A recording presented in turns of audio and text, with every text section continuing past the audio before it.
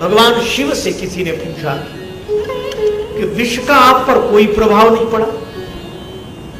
शिव जी बोले,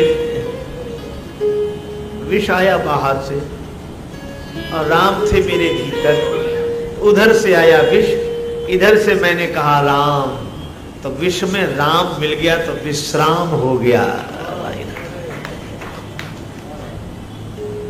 रघुपति चरण हृदय धरे, राम जी के चरणों को हृदय में रखो। और संकेत है हृदय में, भाव से, हृदय से एक बार बस भगवान के श्री चरणों का आश्रय ले लो, फिर आनंद ही आनंद है।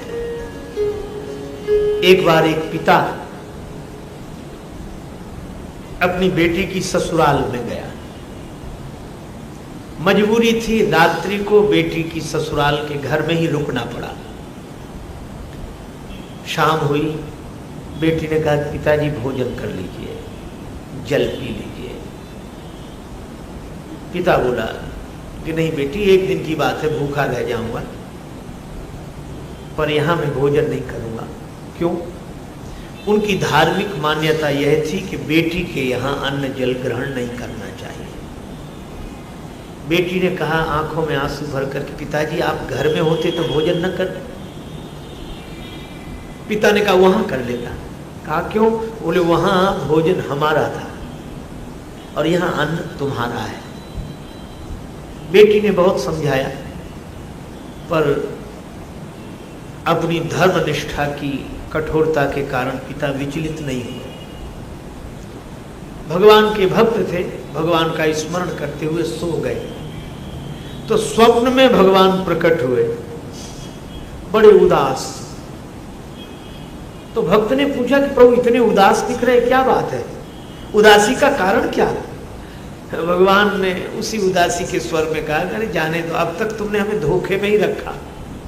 कहा क्यों? बोले दिन रात कहते हो कि प्रभु मैं तुम्हारा भक्त हूं और सब कुछ तुम्हारा है, मुझसे तो कहते रहे सब कुछ तुम्हारा है, लेकिन आज पता लगा कि यहां तुम्हारी बेटी का है और घर में तुम्हारा है, ना हमारा वहां है ना हमारा यहां है। आज पता लग गया कि हमारा कहीं नहीं है। जाग गया, भगवान की बात हृदय में लग गई, आंखों में आंसू आ गए। रात्रि में ही बोला बेटी कुछ खाने को दे, भोजन दे। अरे पिताजी आप तो सो गए थे। पिता ने कहा कि बेटी मैं सोने के पहले भी सो ही रहा था, जो अपना समझ रहा था और तुम्हारा समझ रहा था। सही बात यह है कि न मेरा है न तुम्हारा है, सब कुछ भगवान का है, सब कुछ भगवान का है।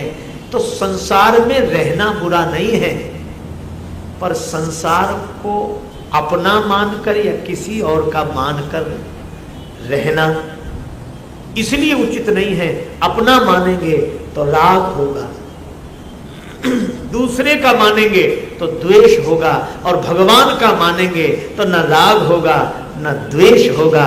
जीवन आनंद से भर जाएगा, भगवान के प्रेम से भर जाएगा। इसलिए रघुपति चरण हृदय धरि, तात मधुर फल खाओ। ये भगवान के चरण हृदय में रखने की बात इसलिए भी कही क्योंकि ये राक्षस हैं, ये विकारों को कोई अपने आचरण के बल पर नहीं जीत सकता। विकारों पर अगर कोई विजय पा सकता है तो भगवान के चरण के बल पर पाई जा सकती है, आचरण के बल पर नहीं। भगवान के चरणों का आश्रय है। चले नाई सिर बैठे बागा, चले